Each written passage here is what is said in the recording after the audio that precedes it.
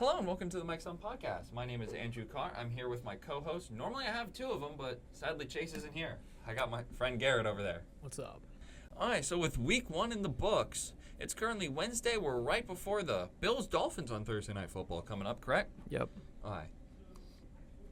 So the first game we're going to talk about is the Chiefs and Ravens, the very unlikely finish where Isaiah Likely's foot was just barely out of bounds. Garrett, what can you tell me about this game?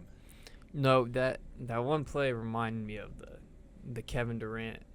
The Kevin Durant fiasco. Foot on the step? Yeah. Or foot on the line? Besides that, this game, two great teams, obviously. The Chiefs, these teams both kind of looked like what every team looks like on week 1. Not really like quite ready yet. Not completely polished, but I thought Mahomes looked good besides that one pick. I also thought Lamar played pretty well. And they'll probably see each other again in the playoffs. What I was probably disappointed with the most was as at the time I was a Mark Andrews fantasy owner, right? He didn't get used at all. Yeah. But Derrick Henry's snap percentage was under 50%. Yeah. He wasn't used at all after the first half. Is that was that overall shocking to you? It was shocking, but not too shocking because he is, how old is he? 30? I think he's 31 now. 31, yeah. Which is fossilized. Yeah, especially as a running back. That's like being 38 at quarterback. He's getting old. That tail end. But I did not expect under 50%. I thought he'd be out there most of the time, except on third and longs or. I believe Justice Hill had more total yards. Yeah. Too. So. Henry had the first touchdown though. Yeah. He had the first touchdown of the year, correct? Yeah. King Henry, first touchdown of the year. Then Xavier Worthy came right back. Xavier Worthy had a great debut. 2 total touchdowns. I believe it was about 40 yards on the ground, 40-yard end around, and he, I believe, also had 4 catches for 60 yards through the air. So not a half bad day. Lamar had 100-some rushing yards on the ground and then 280 passing. Yeah. That's a really good day. That's a really good day. That is a very good day. That's almost 400 total yards. Mahomes might be washed, though. He did lead the league in interceptions for a day, which is funny to talk about. Well, something that wasn't funny was a huge injury on that Friday night game. Yeah. Packers will be out without Jordan Love for a while now, right? What are your thoughts? Do you think the Packers are going to struggle? Because their schedule is fairly easy, but... There will be struggles without Jordan Love for sure. I mean, is Malik Willis going to be playing? Malik Willis will be the starting quarterback, which is a funny thought to say. Yeah, that's they still have a great defense. They still have solid weapons all around, but that without Jordan Love, I think they might miss the playoffs because of this injury. It's not even, I don't even think he's out for the year, but they're going to... It's only, I believe his timeline is somewhere between 3 and 6, leaning towards 4-ish. Then maybe not. Well, I could still see them miss the playoffs because they're going to lose some games with Jordan Love as their quarterback. Mm-hmm. They're not the greatest team in the league, but this will affect their season greatly. And another thing that I was disappointed about is that Josh Jacobs debut. Josh Jacobs only had I believe 12 carries. I could be making it up, but he didn't have that great of an afternoon. And we watched Saquon Barkley dominate on the other side, which was a great debut with this new team. Had him on my fantasy.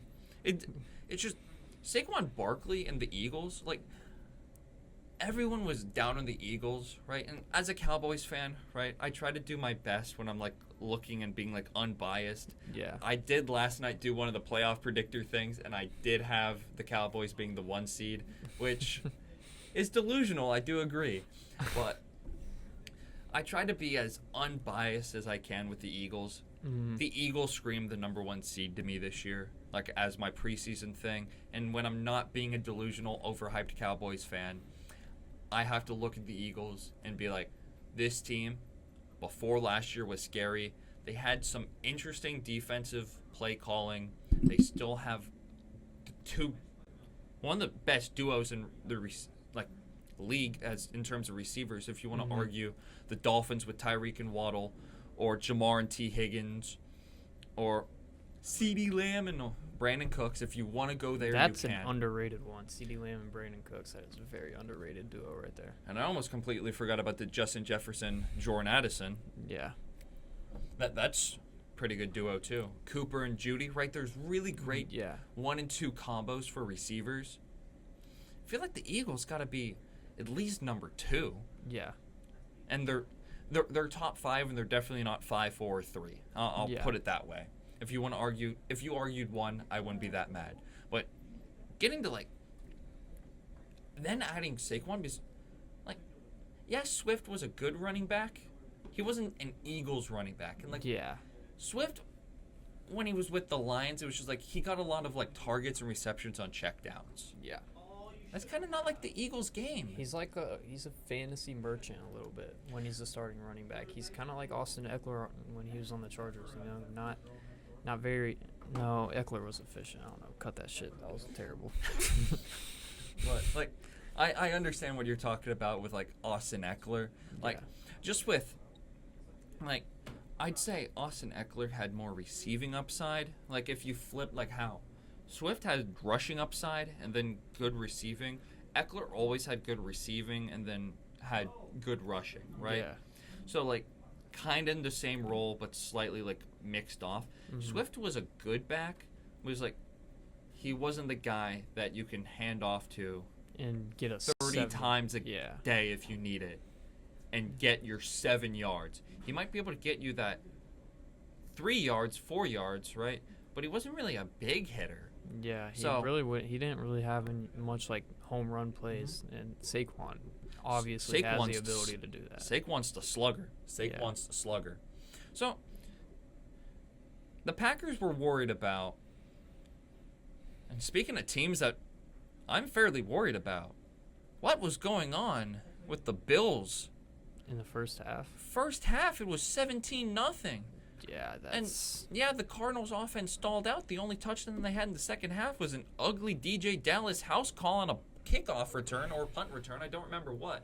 They could have the Bills could have lost the game, too, if Kyler found Marvin Harrison Jr. wide open in the end zone on one of the last drives. Video of the, with the soundbite, "You ready? Let's go!" And it's Marv's opening game highlights, and it's just him running down the sideline, wide open in the end zone. It's "You ready? Let's go!" And it just cuts to credits. What worries you about the Bills this year?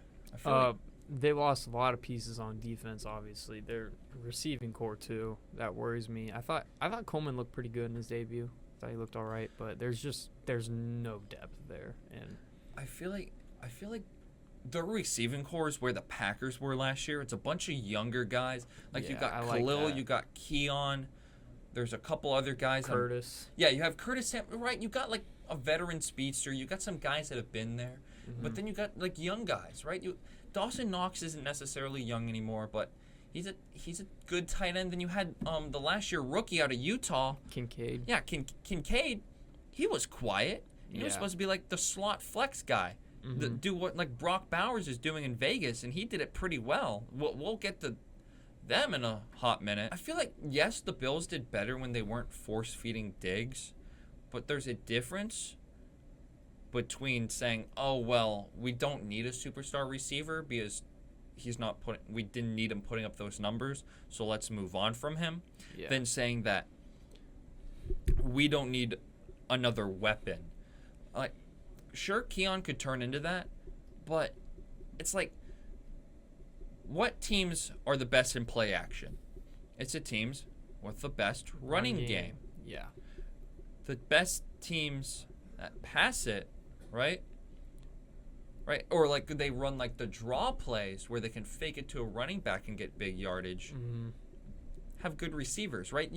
To be a good offense, you got to play off that. Yeah. And you can't rock, especially when you got a good quarterback like Allen, right? Especially one that does make mistakes from time to time. You have to have a bailout receiver, and not only did you lose Diggs, right? And I get Gabe Davis didn't do a whole lot. He mm-hmm. had that massive game in the playoffs. He was that vertical threat, a whole new receiving core. That's going to take some time to change. And I understand that as I had the camera completely off me the entire time. I need to work on doing a different edit for that. But just going back and looking at that, it's like it's going to be interesting to see because James Cook, obviously, dog, he's really good. It's just, I don't really know what there is. Yeah. Like, are they going to be a playoff team? Probably. Right? It's AFC's very strong, but I still think with Allen, it's going to be very difficult to not find wins somewhere, especially when I would say you have free wins against the Patriots, but you being a Bengals fan, you 100% know, as you see that smirk, know that the Patriots are not an instant win. We'll get to that in a... They might be an instant win against the Week 1 Bengals because that might be the worst team of all time. Week 1 Bengals are Week pretty 1 bad. Bengals with Zach Taylor might be the most pathetic Piece franchise. Yeah, horrible. Yeah. Speaking of horrible, did you watch that Falcons-Steelers game? I did not because it was on at the same time as the Bengals won, but I did see clip. I was switching to it off and on. Didn't the Steelers only get field goals? Chris Boswell might win the MVP at this rate if he's kicking 5 field goals and hitting 4 of them from beyond 50. That's a shit. That's a lot of fantasy points. That's beyond ridiculous. Yeah. Just throwing that out there, just in case you didn't know. The Steelers' offense, I was always worried about because, right, the Steelers, their brand of football has always been the steel curtain, right? Great defense, and if we get any offensive production, we're happy about it. Mm-hmm. I think Fields did good for what ended up being, like, he wasn't supposed to start and then ends up starting, and then Russ is deactivated and he's still in shoulder pads because he's the biggest loser to ever make $100 million ever. Yeah. I'm pretty sure it's closer to like $5 million now. $500,000 for that bomb is ridiculous. I don't know. Aren't the Broncos still paying him though? Yeah, Broncos are paying him. Broncos are paying him a lot of money. What? The Steelers just confuse me because it's like, oh, so you had bad offensive play calling? Let's bring in Arthur Smith. Like what? Probably the worst offensive play calling we've seen in a while. Like he didn't utilize any of his first round picks. Like he would throw it to Jonnu Smith and hand the ball off to Tyler Algier instead of throwing it to Pitts and handing it off to Bijan. Like, and I feel like in that entire time, did we forget Drake London existed? Yeah, I kind of forgot Drake London existed while saying that. He got picked over Garrett Wilson and Olave. Yeah. Two of the highest rated generational viewed receivers in the past couple of years. Who's been ranked higher? Marv and Devonta Smith, except technically not Devonta because he was seen as too small. Yeah, he just had a crazy year. That backfired. Jamar was a pretty highly rated. Jamar was one of the higher rated ones, but he went over because it was big receiver, physical receiver. What happens? This must have been Arthur's mindset. It's just wow, we have such a dynamic playmaker. I want to see how good he is at blocking. I don't know. That was kind of a force-fed bit. The Falcons looked terrible, though. Yeah. Their defense looked fine. It was bend but don't break. If you give up only field goals, and normally you hear you win. When you give up 5 field goals, you're like, okay, you probably still won, but you might want to figure out how to bend less and definitely not break. Then you hear they lost and you're like, what the hell? Right? Kirk Cousins looked bad. Yeah. The offensive line wasn't really run blocking.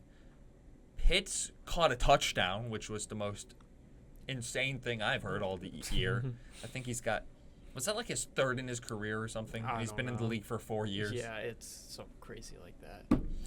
Oh my God! Why use generational talents, right? Yeah. And just keep them as a cute little luxury item so you can sell bobbleheads or something. I don't know. I remember wanting the Bengals to pick Pitts at 5 over Jamar. Something tells me they made the right choice.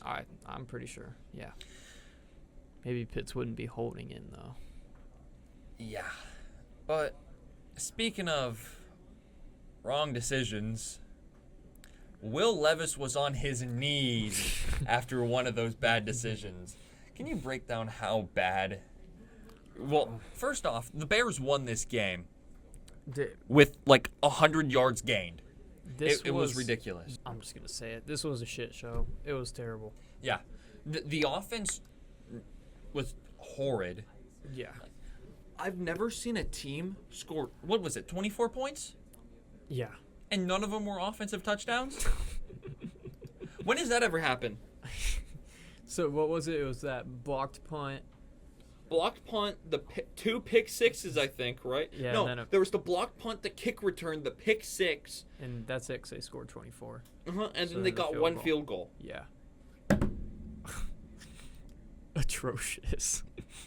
Atrocious way to fucking lose by the Titans, too. Like, And what I find even more hilarious is what Caleb Williams told his punter, saying that, don't worry, you're not going to have to punt much this year. 6 punts in the first half. yeah, that's... And, like, I get that there's going to be scrutiny with the number 1 pick. I've never seen someone have, like, the audacity to, like do, like, the Bears across all their, like, fingers.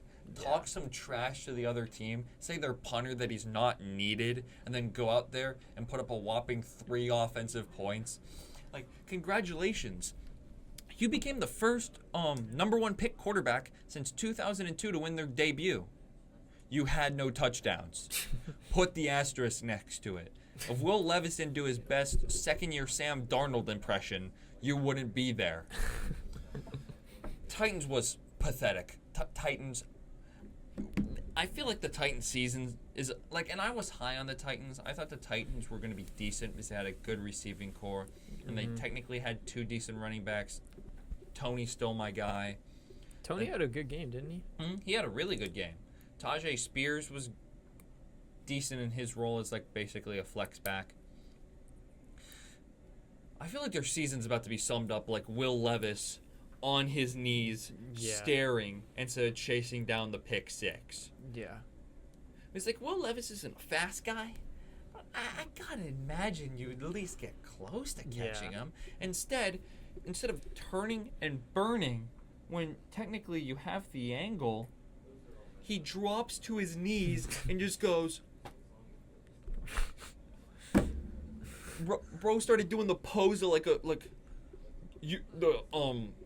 so-and-so situation is crazy in the thumbnails with like the person's face like right there. Yeah. That. Bro thought he was like 2014 Leafy thumbnail, like back in the day. They should have kept Malik Willis. I'm kidding. Malik Willis is hot garbage. Not gonna lie. All right, Will Levis isn't much better. Moving on to some hot garbage. I'm gonna hand off to my Bengals fan to tell me exactly what happened in that Patriots game.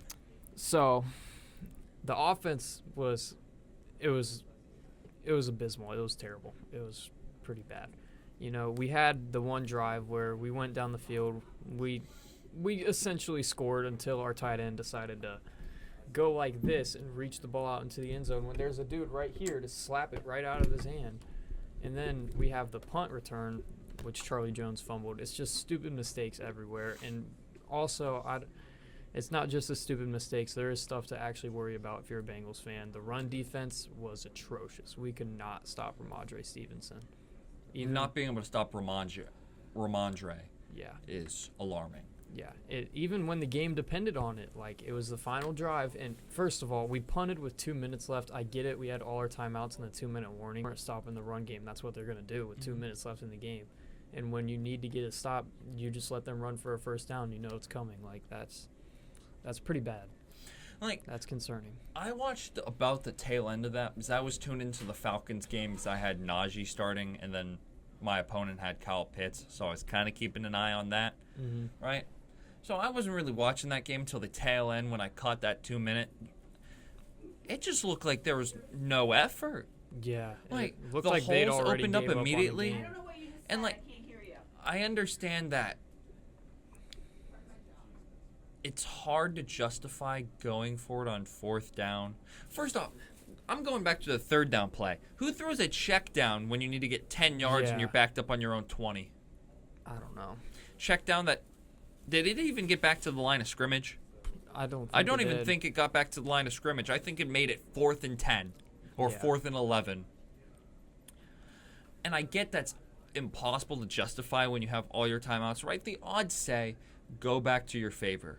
Mm-hmm. If I would have saw how little effort the defense was going to give on that, I flip the coin. I go for it. I mean, there's like low effort, and then there's whatever the hell the defensive line was doing on that last drive. Ramondre Stevenson is a good back. He's a good player. He's not Marshawn Lynch. Yeah, he's not. I don't know. I don't know what to say. Like, it was dumbfounding to me that you couldn't stop what is a one-time 1,000-yard rusher, which in a 17-game season isn't that hard to do anymore. Yeah. You have 17 games. If you are getting 69 yards a game, because that's actually no, I think it's 59. If you get 59 yards per game, you'll end up at 1,000. It's not that hard to get to that number anymore. That's a pretty decent game. 50 yards? That's an okay game. Yeah. Do that with a touchdown and a couple catches for like 20 yards? That's a really good game, right? The fact that that's all it takes to get to 1,000, though, right? That's a 16-point game in fantasy. Would you consider a 16-game output being good? 16-point output? Yeah, it's pretty good. That's all right. Exactly. It's all right. That's what you're expecting from a running back. It's like, I don't know. I was underwhelmed with how that defense looked. Yeah. This game, the loss of DJ Reader is going to be huge. I knew ever since we lost him this offseason, like the run game was going to take a big step down. It wasn't even that great last year, but Reader was so good on the inside, and our defensive tackle depth is just not there anymore. So while we ripe on the Bengals defense, let's go to a game that didn't really look great for either defenses. It looked like it was going to be whoever had the ball last won. And that's going to the Texans-Colts game, which I believe the final score was 29-27. Yeah. Here was my key takeaway before I hand it over to Garrett to do his little Joe Mixon spiel for what was a tremendous game. That Anthony Richardson throw was unreal. That was probably one of the greatest throws I've ever seen. No glaze, but like that. He's on his back foot, and he just chucks it like 80 yards down the field like it was nothing. Like, he stumbles, right? It's like, oh no, I got to get rid of it. His get rid of it's a 60-yard touchdown. Right on the money. Like, right on the money to Alex Pierce. It was like a perfect throw. It was the only other QB I can maybe see doing that is Josh Allen. No one else. Josh Allen. Maybe and then Mahomes. I was going to say maybe prime, like A-Rod. Prime A-Rod or prime Matt Stafford. Yeah. Because if you're looking at guys that have had all-time arm talent, I feel like you got to look at Stafford because he's always had a rocket. Then you look at Allen. And then is it now like Richardson in like the past 20 years with the best arms? Those guys, Stafford and Allen, though, I think they're a bit more accurate than Richardson. Also, they make a little bit better decisions, but Richardson is in his second year, and he didn't even get to play his full rookie year, so obviously those are teachable things. You can't teach 80-yard bombs off your back foot. And like that's why Joe Milton was such an interesting prospect to me. It's like, oh, you can throw it 95 yards. I get you have no control over how far that is, and I get that technically he's an older prospect, so it makes it less like of a purpose to develop him. Yeah. But that's something fun. If you have like a backup quarterback, you just have some project kid just kind of vibing there for a couple years. Tie game, you're at the 20, have him chuck it to the end zone. Yeah. You have your resident Hail Mary thrower. Yeah. Like that would be a funny position. Hail Mary set. Hail Mary set. I need my Hail Mary quarterback. Get over here. But like when I was listening to the game, it said that it was Anthony Richardson's 17th start, and maybe I heard it wrong. 17th start since high school. Yeah, I heard that too. The amount of just raw potential he has is ridiculous. Yeah. His hype, his like gripe at Florida was, oh, he's not accurate. Glad it's almost like that's the most teachable thing ever. Yeah. Mechanics. Exactly.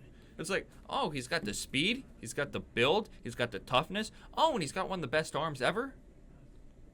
Oh, but he's got bad accuracy. He's got bad mechanics. His It's like completion that's fixable. percentage. It's like that's almost fixable. And it's almost like he didn't have receivers that could catch either. Yeah. Imagine him with Pitts instead of Kyle Trask. That would have been lethal.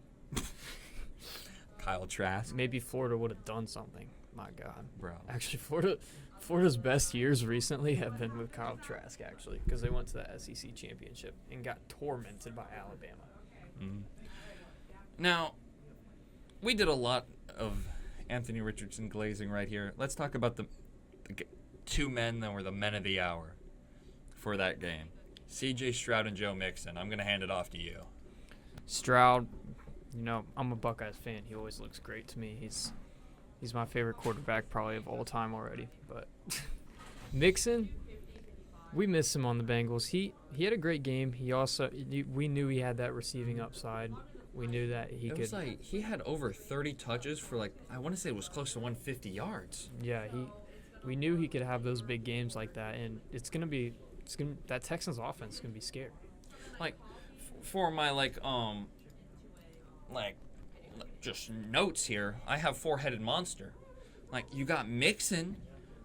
All of these guys can be receiving threats. You got Mixon, you got Diggs, you got Nico and Tank Dell. Yeah. That when we were talking about the top receiving rooms, we forgot the Texans. Yeah. The Texans they have 3 wide receiver ones. And they're all on rookie deals. And they're all different archetypes. You got the Diggs, that's the great route runner. You got the slot receiver in Dell, and you got the true outside threat of Nico. Go up and get it. You got the perfect receiving room, right? Every receiving room needs at least one of them, right? You need the go get it, the guy that's going to make space, and the guy that's kind of vibing your slot, right? Not running he's going to sneak out somewhere. He's kind of going to go run a short route, and he might act like he's going to do a drag, then he's going to pop out and hit something over the middle of the field. Mm-hmm. You need every type of receiver, right? And to get away with it, you need one that's really good at each, another that's decent, and then one that's passable, right at the roll, right? You can't leave him open because he'll burn you, but they have all 3. Yeah. That would be ones on other teams. With one of the best young quarterbacks in the league. It's sorry. It's just mind-boggling. I understand that there was a lot of hype on the Texans, and I was worried coming into the year thinking oh, but there's too many mouths to feed. Yeah. Stroud didn't have that problem. He didn't have that problem at Ohio State either. He's kind of used to it. He came up with Garrett Wilson, Chris Olave. JSN. He had Marv on that team, and Marv for his last year. That's a ridiculous team where you have Garrett Wilson. Garrett Wilson and Chris Olave were gone by then, I believe. They were there for Stroud's first year. Okay. And then the next year he had Marv and JSN, and JSN got hurt. You had 4 first-round pick receivers, and when they got into the game, you found ways to get all 4 of them the ball. Yeah. Ohio State doesn't run 4 receiver sets. So just... I don't know why I doubted that. Speaking of two teams that I had doubts coming into it. One of them I'm leaving with doubts. That's the Jags and the Dolphins. The Dolphins, right? And my witty bit for this one was only the cops could lock up Tyreek as they could not stop him. I feel like when that case is all settled and done, we're going to find out that the cop was facing Tyreek in fantasy and wanted to try and get rid of him. So, I don't know. I'm just talking out here trying to make a bit, right? But in reality, that's almost what it was. They couldn't stop him. Yeah. The Jags defense was always going to be bit interesting. I left with more questions about the Dolphins because it was only 20 points against them. Mm-hmm. So, like, is it like an overreaction to say that there's like this, especially now with running back injuries? Mm-hmm. Do we have worries about the Dolphins? I've actually kind of always had worries about the Dolphins. I've never been a big Tua guy. I don't think he's I don't know if I should say this because Brock Purdy almost won a Super Bowl. He was one play in overtime away from winning a Super Bowl, but I don't think Tua is one of those guys that can lead your team to a Super Bowl unless you have the 49ers roster and maybe even a bit better. And, like, that's not discrediting, like, what the Dolphins have, but what the Dolphins lack are the great defensive playmakers, right? They have Ramsey. They have a couple guys. Problem is those guys are hurt, old. Bradley Chubb, right? They're hurt, they're old, and they lost their best defensive player, arguably, in Christian Wilkins in free agency, right? You don't just go out and replace a Christian Wilkins type. No, You don't. So that leaves a glaring hole. Mm-hmm. Did they fill it? Not really. It's kind of like the Florida roads to begin with. Potholes, right? So it's not going to be smooth sailing. I think the offense is going to be good enough to carry them. Raheem Mostert being out this week doesn't necessarily worry me. Gave me a lot of fantasy points. I like it. Do you have Achan? Yeah. Okay. But Achan, did he really prove he can stay healthy? Is he really ready for that role? No. He's definitely not. He's not a cowbell back at all. Achan's one play he'll take it for 75. The next one he'll lose 2 yards. And it's like you can't leave him on the field the entire game either. He's not the guy. He's not the type that you can give him 28 carries and expect him to be able to take the hits. Yeah. He's 200 pounds. And, right, out of context, right, a normal person walking around, 200 pounds is big. For a running back in the National Football League, you are basically walking around at 90 pounds, especially when you have 380-pound men trying to kill you necessarily. When you are getting in a car crash with someone, when you are trying to collide head first with someone that weighs the same amount as a Ford F-150. You don't win those matchups. Or 250-pound linebackers that are almost as fast as you nowadays. Exactly. Maybe not Achan. Achan's really fast, but it's like I just worry about. Why'd she like glare at me? Okay. I just worry about just like always it's gonna be health, but especially because I look at the rest of the receiving room after Waddle. It's Berrios. Yeah. Their tight end, who's it? Durham Smythe? Is that their tight Smythe. end now? Because they lost Gesicki a couple years ago. They don't really have anyone else. And it's like, Yeah. that's a bit alarming. Yeah. The Jags, right, Kirk needs to figure it out. Brian Thomas looked good. Jags gave me a little more optimism, especially because they were to hang offensively with the Dolphins up until the final 3 seconds when Sanders came out, ended it. Which is, I feel like there's glaring questions for both teams, and very few of them got answered. And now, there's glaring errors on these next two teams. One of them's so massive you don't even need a microscope to see it. As a matter of fact, I'm pretty sure the International Space Station can see them pretty well. We're talking about the Panthers and Saints. Oh, my God. What was Bryce Young's stat line at half? Dude, I don't know. I remember I was watching the Bengals game. I remember looking down at the scoreboard. I see Bryce Young like 0 for 3, 1 interception. 37-point loss. 37. To the Saints. The Saints are maybe like they sneak in the playoffs because their division is trash. But I don't see them getting over the Buccaneers or the Falcons. Maybe sneak into a wild card spot because the NFC's a little weak, but they're not a team that should be beating you by 37 at all. And the funniest part about it is Chris Olave only had like 30 yards. Yeah, that made me mad. He got like 6 fantasy points for me. Rashid Shaheed, right? And like it's always a question mark with Rashid because he's fast, he's a deep threat, but he's also a kick returner, and most of his touches come as a kick returner. If you don't have him in a league that has kick return points, there's really no use for him. Luckily, our league has kick return points. So, I scraped him up on waivers. But it's like, I was expecting a step up from the Panthers. Almost looked like a step back. I feel like this was embarrassing. Oh, it was definitely embarrassing. And I get that, if this is what happened at the end of the year, it's like, oh, it's whatever. We already knew this team was bad.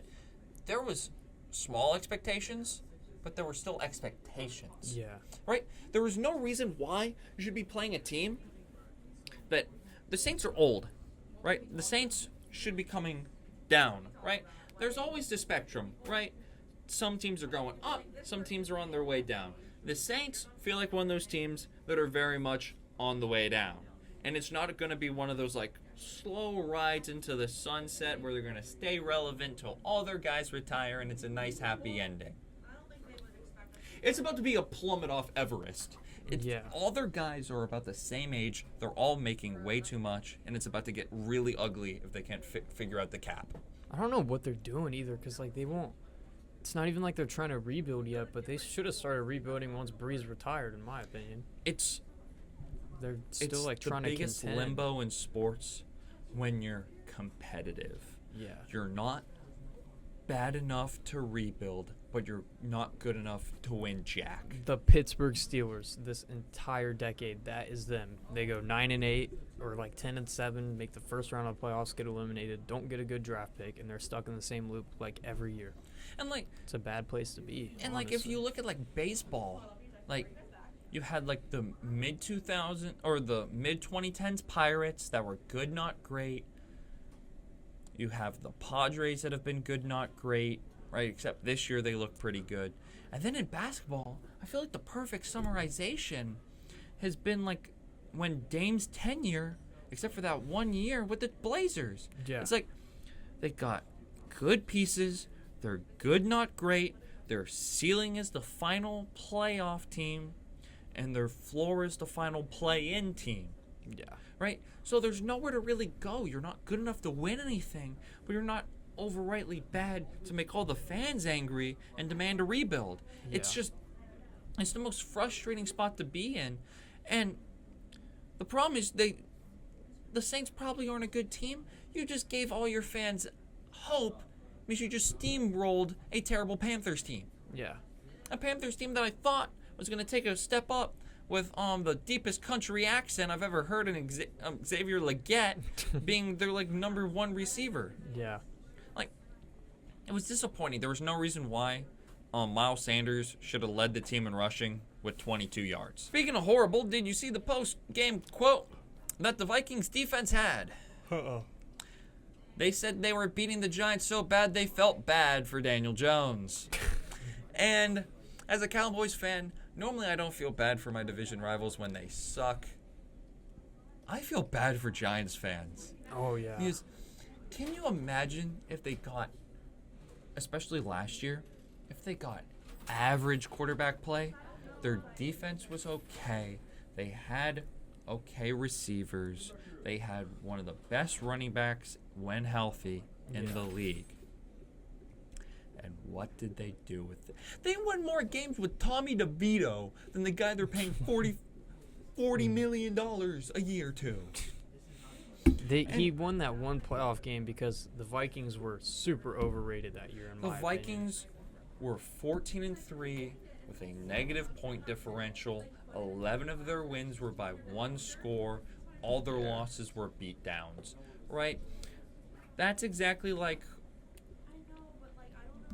I'm trying to make an example, right? It's the Trojan horse effect. You think you're getting a gift, you think you're having a good team, and then as soon as you look inside, you're about to get the entire village, as soon as this gets through your front gates, is going to die. Or the Notre Dame college football effect. Notre Dame college football effect. There's hope, there's hope, there's hope. Get beat by 50 in the playoffs. Or Northern Illinois clowns you I kind of forgot about that for a second. I forgot Northern Illinois just beat Notre Dame. In one of the funniest turn of events, you must believe we do not feel bad for the Domers. Not at all. But it's like, I feel like if the Giants, like, Malik Neighbors is a elite wide receiver prospect. Yeah. There's an out in the Danny Dimes contract at the end of the year. My only worry is, here's a question I need to start off first that's out of the NFL landscape. Do you believe in Shedeur Sanders as a first-round quarterback? It's hard because the first 2 weeks of the season he looked great, but then the Nebraska game, it was iffy. But I still kind of do believe in him. I think he's very accurate. I think he makes good decisions when needed to, but I don't see him being the number one pick though. I thought Ewers looked really good against Michigan. So you have Ewers and it's Shedeur. Yeah.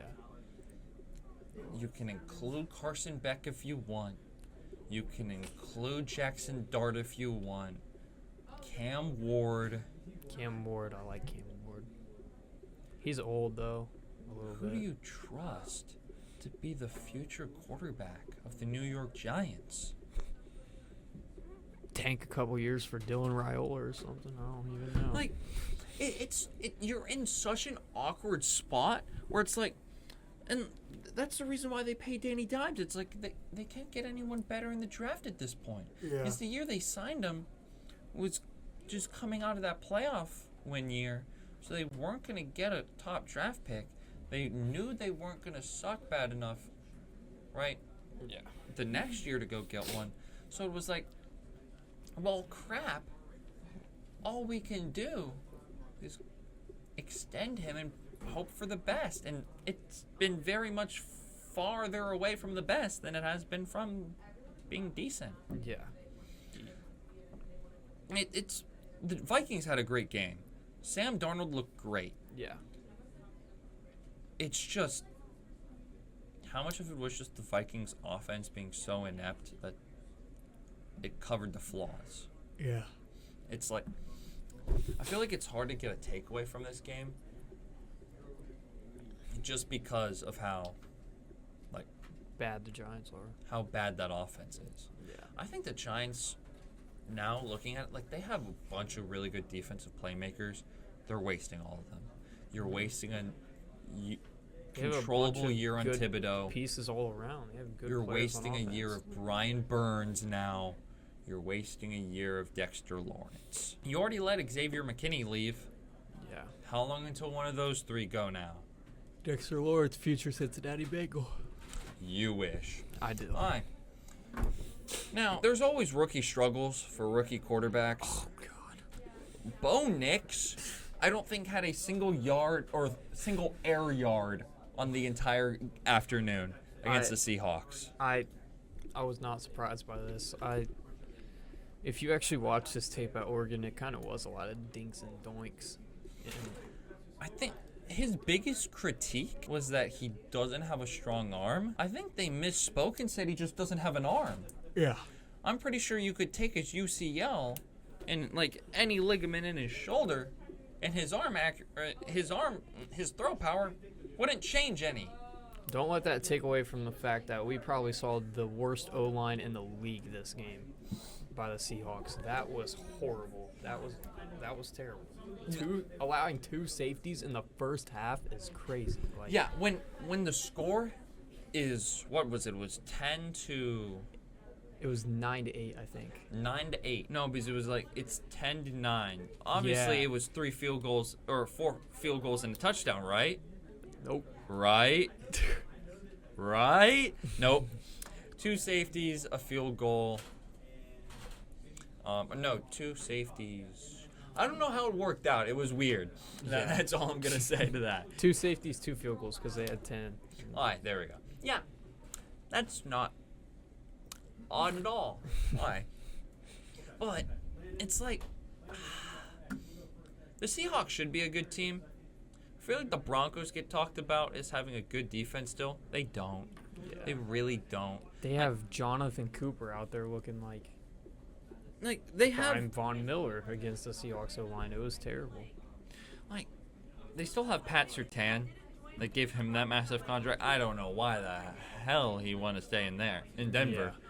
Maybe because everything's legal now in Denver. But Kenneth Walker made the Broncos his just beating ground. He just destroyed them. It was good to see Kenneth Walker back healthy. It wasn't good to watch that game if you liked any semblance of competent offense. Yeah. If you're a fan of a team that plays in Colorado.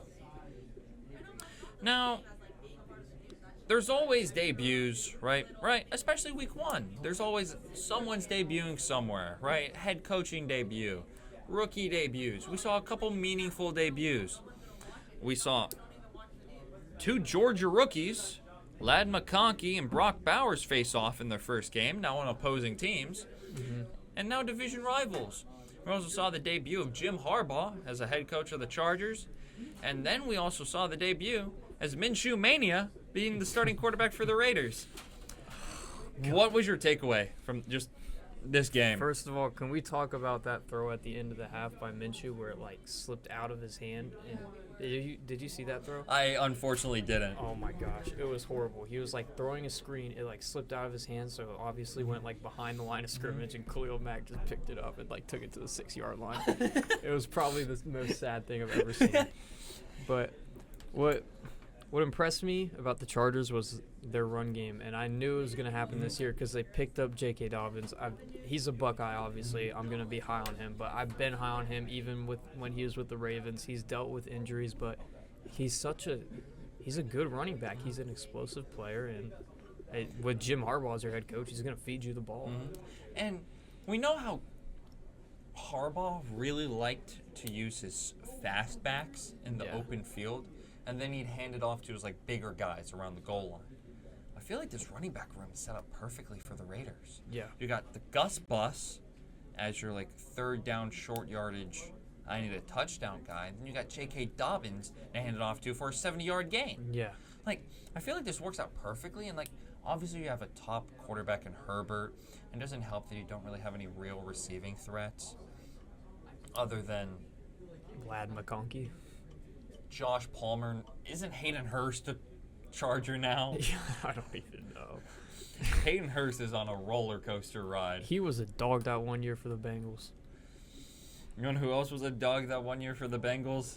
C.J. Uzama. I loved Uzama so much, man. And now he's a bum on the Jets. Yeah. Actually, no, I think he got cut because Jeremy Rutger beat him out for the tight end 2 spot. Hey, Ohio State legend right there, Jeremy Rucker. How long till Cade Stover becomes the tight end 3 over there? But it's the Raiders' offense. I was expecting a lot more from Zamir White. I was really high coming on to the year for Zamir White. Apparently that was fairly foolish because he didn't really do much. Brock Bowers had a pretty decent debut. What about Joe Alt's debut against Max Crosby? I don't think Max Crosby got a sack. Joe Alt held him. He stood strong. Yeah. Against wherever they lined up, any of the guys where they were, he fended off all their really good pass rushers. They have a really deep. The Raiders, even though they're underrated, have a really deep pass rushing unit. Yeah. Which is one of the most underrated. I feel like their defensive line is the epitome of Max Crosby. Yeah. Very forgottenly good. Very underrated. But I just expected so much more from oh, you finally upgraded over AOC, and now you're not giving the ball to Devontae Adams. Yeah. They just got it. They're in desperate need of a quarterback. Sign Ryan Tannehill. Actually, didn't the Packers show interest in him? Yeah, the Packers are showing interest in him. It's not going anywhere. A team that would really use a quarterback right now, especially because he might be going to jail, is the Cleveland Browns. Oh, man. Cleveland. Whenever you think it can't get worse, the Cleveland Clowns show up and make it even more fun to watch. As a Cowboys fan, I enjoyed this game. As a Bengals fan, I enjoyed this game because it made me feel a little bit not as bad as about the Bengals, you know? To see a offense just as bad as ours in the AFC North was kind of fun to see. And now that's what led to me getting my hopes way too up, because I watched a team that was really good last year and had a really good defense all immediately not know how to stop a light breeze when we wanted to score a touchdown. I also almost watched Brandon Aubrey kick a 71-yard field goal. Oh my, he would have drilled it. I swear he would have drilled it. He made would've- that 66 with ease. Brandon Aubrey is going to be, if the Cowboys make it to the Super Bowl and we're down 2 points and we're on our own and we're on the other 40-yard line, it is a higher percentage play to let Brandon Aubrey go out there and say, F it, we ball from 80 yards than it is to throw a Hail Mary. What would the other 40-yard line be? That would be 80 60. because it's 60 yards plus the 20 in the end zone.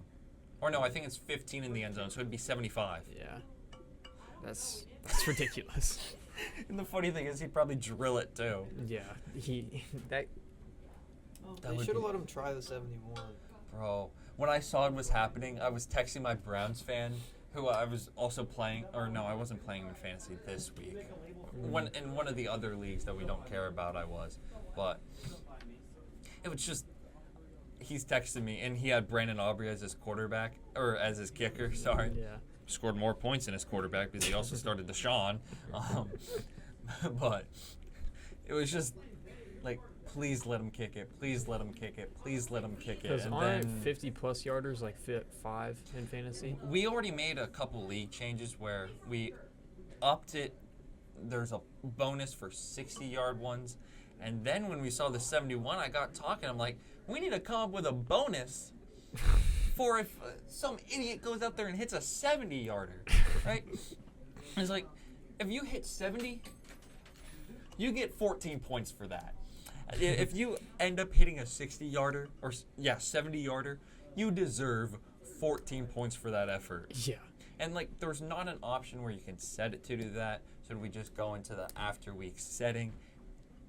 I wanted that so bad. I just wanted to say I watched Brandon Aubrey just decide to casually shatter the record. Obliterate it. Like that 71 yards. That is Brandon crazy. Aubrey almost gave a reason, make the 75-yard attempt that the Raiders did back in the 90s instead of throwing a Hail Mary seem more reasonable. Yeah. If it comes down, like you were saying earlier, if it comes down to a Hail Mary or a kick for Dallas and they're like 70 yards out, why not just kick it? You're not going to get the Hail Mary. Yeah, like, you're not getting Hail Mary. And then Brandon Aubrey missed 2 field goals last year. Both of them were blocked. Brandon Aubrey missed 2 extra points. I believe both of those were blocked as well. And that's on the snapper or the holder. When he kicks it, it's not like one of those things. It's like, oh, where you're kind of doing like that awkward lean, like, oh, go back that way, don't miss. It's down the middle. Yeah. It's down the middle every time. It's one of the most. It's one of the most. Like, I used to call when we had Brett Maher that one year until he flamed out in the postseason. It's just like, oh, it's Money Maher. He can't miss, right? Money McPherson on the Bengals. It's auto obs. Aubrey's automatic. And, like, the cow. I feel like kickers, right? They're always hated on. I feel like the good ones don't get appreciated enough. Yeah. Aubrey needs to be appreciated, and if he hit that 71-yarder, Tucker is the he should only have been one. first ballot Hall of Fame. Tucker's like, the only one I've seen like get appreciated enough. Him and Vin and Terry. Yeah, Vinatieri. And then the random one that won an MVP in the 40s. But we don't talk about that, because the 40s was when the last time the Browns were good. Maybe Wow, we the could Browns see, suck. Maybe we could see an MVP kicker come back this year though. His name is Chris Boswell.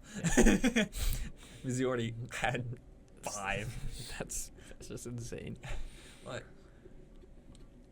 like, I get Deshaun Watson isn't any good. Do you think the Browns even have a shot? I should specify with Watson. If he magically reverbs to his Houston Texans self, they'll win the fucking Super Bowl. First of all, that the roster is stacked. I'm not even gonna lie. Like defense, they have great pieces everywhere on defense. They have a good receiving core, actually kind of great receiving core. Mm-hmm. Once Chubb comes back, they'll have a great running game. Their O-line kind of disappointed me, though, today. Well, that's also the Cowboys' defense. Well, they were also missing their 2 tackles due to injury.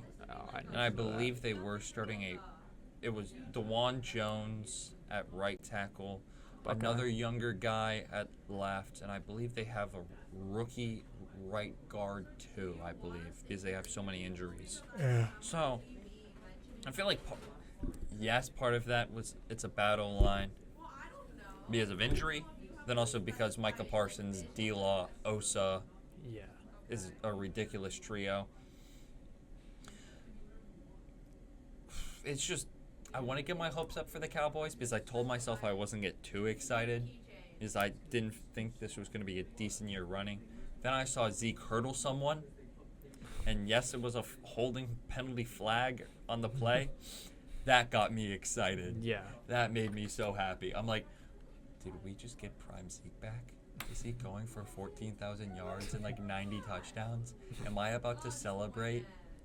I'm not, because he only had 10 carries for 40 yards and a touchdown, which is still pretty good. It's not prime Zeke, which makes me sad. Something that did not make me sad, though, was watching the Commanders not know how to cover any receiver, as Baker Mayfield looked like the second coming of Christ. Baker MVP season. I've been saying it for ever. Every single time Baker does anything good, makes me laugh even harder that the Browns got Deshaun Watson. Yeah, only this shit would only happen to the Browns, dude. Trading for Deshaun Watson, trading your entire future for him, spending your entire salary cap on him, just for Baker to be better. It's like the reason why Baker was bad that year is because he was trying to play through an injury he shouldn't have, right? It doesn't take a rocket scientist to figure out that you need this arm for your motion to throw. Yeah. And when you tear this, right, you have to change your throwing motion, right? It makes it so you can't throw the ball as far, can't throw it as hard, you're not as accurate, you make more mistakes, and it's just odd. Yeah. Like, he's trying to be a leader and try and be the hero, so you cut him and go get a serial Rapist. I was going to say offender, so we could post this. Thank you, Garrett. I'll black that out. But Just say the line again. and like, instead they go and get a serial nice guy, the not at all. A serial happy ender. That's a bit better. But Buccaneers, are they actually good? I think they're a solid football team. I think this is gonna sound outrageous probably, but I think they can contend for the NFC because of Baker Mayfield. I think Baker Mayfield's in their receiving core. Their receiving core is great. And their defense is average. It's not good. It's nowhere near like their like Super Bowl days. Yeah, exactly. But Or even their 2021 defensive days. oh yeah, when That just dominated the Chiefs' offensive line. yeah, well, when they had Tom Brady those couple years, and then even that year when they had famous Jameis, Yeah. when he was too busy stealing lobster and eating his W's to like read a defense. And throwing 30-30. Hey, he had a 30-30 season? That's pretty good. Wait, you're telling me he isn't playing baseball? Oh, he's a quarterback. Yeah. Oh. Yeah, that wasn't great. So It's literally like 2 picks a game. That is so funny to me still. do you know how many 4-pick games he had that year? How much? 3. He had 1 game without a pick. He only played the first half. Which is objectively hilarious to me. But I feel like the Commanders, they were going to be an interesting team. 1, because they signed a lot of guys. 2, new head coach. 3, rookie quarterback. Did they like give you things to be like excited about? Daniels, he didn't look terrible. He missed a couple throws. Like he had a deep shot to McLaurin, a go route where if he made that throw, it was a touchdown all day. It was literally just barely like over his head. It was just missed. He showed rushing upside. But the It thing was about 88 yards, right? 2 touchdowns? Yeah, but the thing about the Commanders is like I don't know what they're doing. Like they're like trying to find this identity that I don't understand. They're trying to rebuild, but they're signing guys like Austin Eckler and like all these old heads that are going to be out of the league in 5 years. I think what they're getting at with it is they have a lot of young guys. They're at an awkward end of the spectrum where they have a bunch of young guys and then they have a bunch of older guys. Yeah. And so they're trying to find a way to like teach the younger guys, right? They have a bunch of young linebackers. Let's go sign one of the best linebackers of the past 13 years since Yeah. he got into the league. It's I been completely 13 years. forgot they signed Bobby Wagner. Yeah. Bobby's a beast. Then you go out and get, I feel like he's the perfect archetype for B-Rob because of how they used him last year. You go out and get Austin Eckler. B-Rob caught a lot of passes out of the backfield. He also was a decent rusher. I feel like that's a perfect guy to just like be chirping in his ear. Yeah. It's like them stealing the entire Cowboys defensive line did not make me happy. Yeah. But and then taking Dan Quinn did not make me happy. Turns out Dan Quinn wasn't the like Mensa we all thought he was defensively because they leave and we give Deshaun Watson nightmares. Yeah. He was not having happy endings. The Sunday night game, there's always happy endings and there's not so happy endings. We're talking about how 2 former number 1 picks of their teams were traded away. One was casted off. The other one went out and won a Super Bowl. But Jared Goff has been getting revenge against the Rams. What are your takeaways? Like first of all, I thought J-Mo had a great game. He looked like he's starting to finally maybe break out this year. That's why I picked him up in fantasy actually. Just In, like, the only thing 10th that or something round, but the only thing that worried me was how bad Amon-Ra looked. yeah, Amon-Ra only had, he didn't even have 15 yards, I don't yeah, think. I never thought he was like bad, but I also never thought Amon-Ra was like top 5 or even like maybe he's top 10, but I never thought of him as like group like tier 1 receivers in the NFL. I always saw him as like 2 to maybe 3. And I still expected a lot more out of him on Raw, I'm not gonna lie. I think what it ended up being is it ended up being like matchups. Like you got the Rams, you just lost Aaron Donald, so how are they gonna respond when you run it right up the middle on them? I almost wanted to say the Marshawn Lynch quote. If you know what I'm talking about, you know what I'm talking about. But it's like you have 2 different dynamic running backs, and they almost use them 50% of the time both ways. It's like, oh, you need to get some chunk yardage in like a pistol set. Yes, what time is it? Oh, we're really going. But you need to get some yards in like a pistol set. Oh, Montgomery. Oh, you're running a shotgun drive. Gibbs is in. I really liked how they used the 2. I wish they were kind of the drives were kind of mixed in with both, but I like how it worked. Yeah. I feel like that overtime offense was what I think they needed to run more the entire game. Yeah. Where it's like 2 plays Monty, 2 plays Monty. Gibbs comes in for 3. 2 more plays to Monty. Another pass to someone else. Monty gets back in. Like, Yeah. it's With Montgomery looking like prime Marshawn Lynch in overtime. He was breaking every tackle he saw. That was insane. running through his face, right? Yeah. Running through a person's face. Running through a mother's face. I really liked what the Rams showed too, especially after Puka went down. Now Puka, losing him for 4 weeks is going to be tough. Yeah. But we saw prime Cooper Kupp again. Yeah. And I think what we all forgot is that, oh, look how good of a rookie year Puka had. He's not the receiver 1. Yeah. People drafting Puka ahead of Cooper were stupid. And it looks dumber now. Because we knew who the wide receiver 1 was. Yeah. And it wasn't Puka. You can look at his target share when Kupp was healthy versus when he wasn't healthy.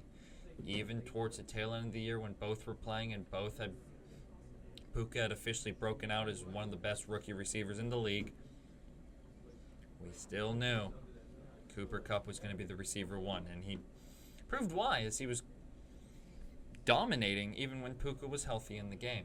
Yeah. But both these teams are going to be fine. This isn't going to kill the Rams offensively. The Lions,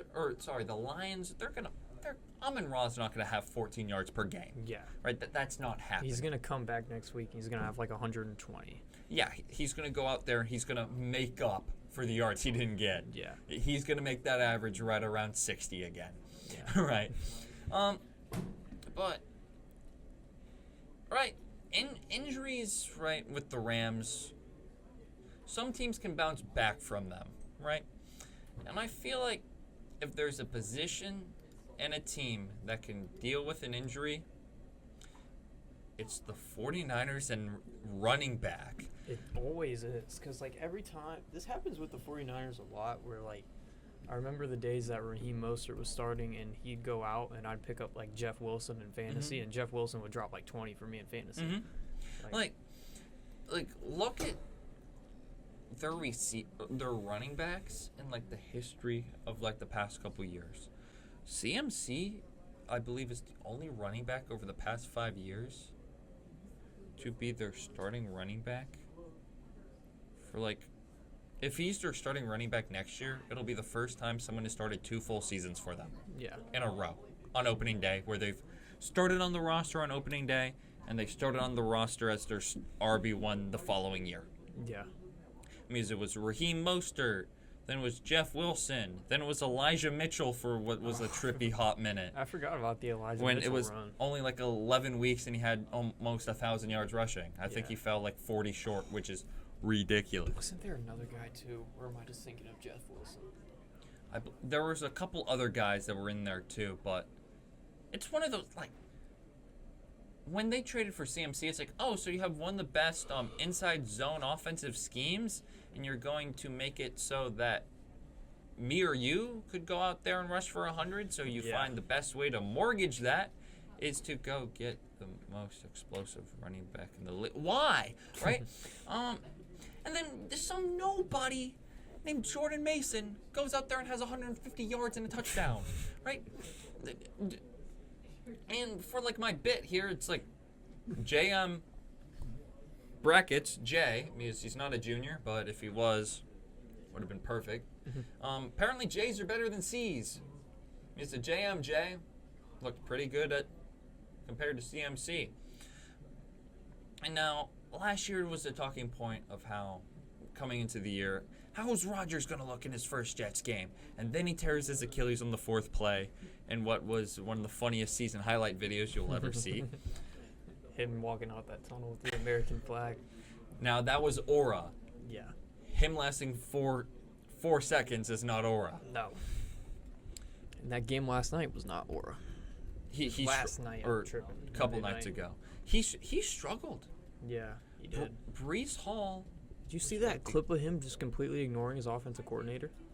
Rodgers? Yeah, he's on the sideline, like, you know, those iPads that they always use to show film. He's just like intentionally just looking the other direction while the offensive coordinator's trying to show him something. And I find that funny because he's the one that brought in Matt Nagy to be the offensive coordinator. Yeah. Last year, when he got Lazard to join the family, who had 2 touchdowns, went crazy, got me the fantasy win because Garrett Wilson caught a pass, put me into the negative, and then the touchdown, who my opponent had 49ers defense, dropped them down. I walk out with a 2-point win.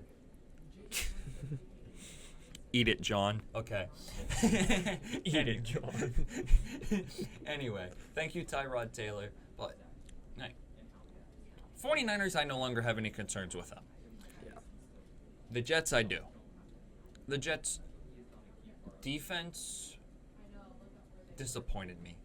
I thought coming into the game, even if CMC played, it was going to be hard fought because of how good that line was. Yeah. Not only did they not have CMC, but you got walked down the field repeatedly by a guy that knew he was going to start on Friday. Just shouldn't have told the media that because that made a few people angry. Yeah. That was a disappointing effort by the Jets. It was. And, right, the past couple of years it's been like, oh, well, wait till Robert Saleh gets a real... Or it's like, oh, well, Robert Saleh, right, he's a defensive mastermind and he should lead a good offense. And it's like, oh, well, they didn't really have the offensive line, right? Zach Wilson might be good. We don't know yet. And second year, oh, well, the defense was really good. But the offense was bad because we didn't really have any way to get the ball out to him because our line was terrible. Yeah. And then it's like, oh, well, Rodgers is going to start this year. And it's going to fix everything. And then he gets hurt, and then Zach Wilson starts, and the offensive line's terrible. And it's like, oh, my God, where have I heard this before? Yeah. Like, it's just a repeating deja vu of, oh, well, look, our defense is really good. We score 17 points a game. Like, it's frustrating, and maybe Rodgers figures it out. Robert Saleh has this year to win 14 games, or he's cooked.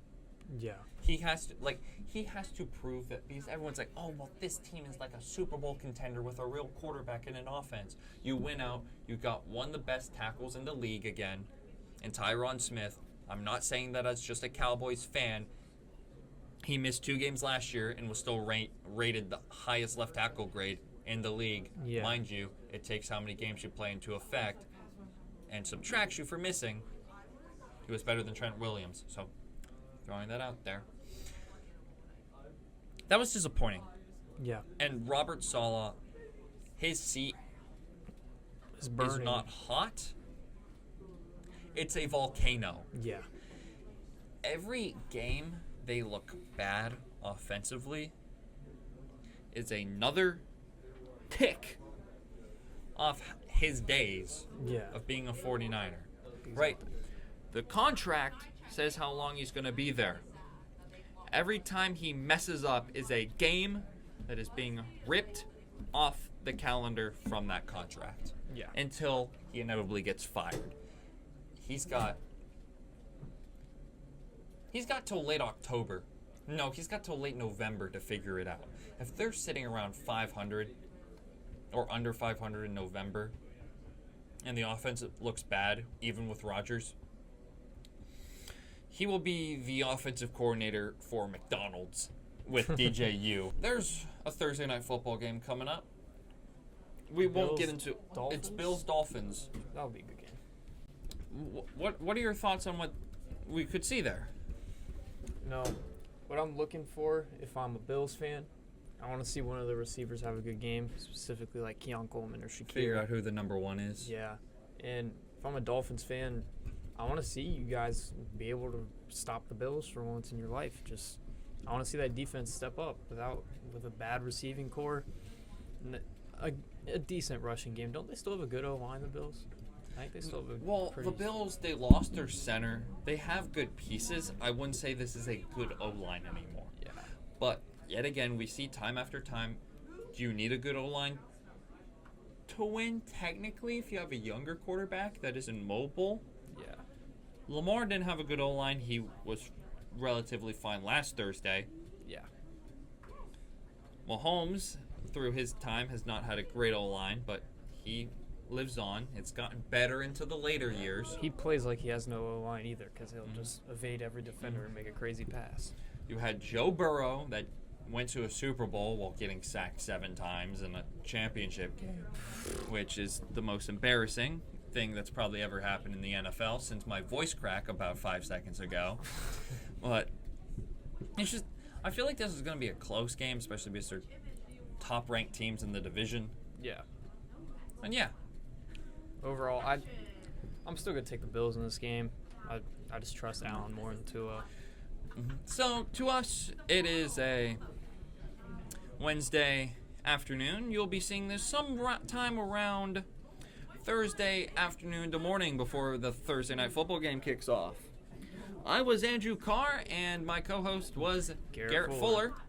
We'll be seeing you next week when we break down the weekend slate that's coming up on us. Take it easy.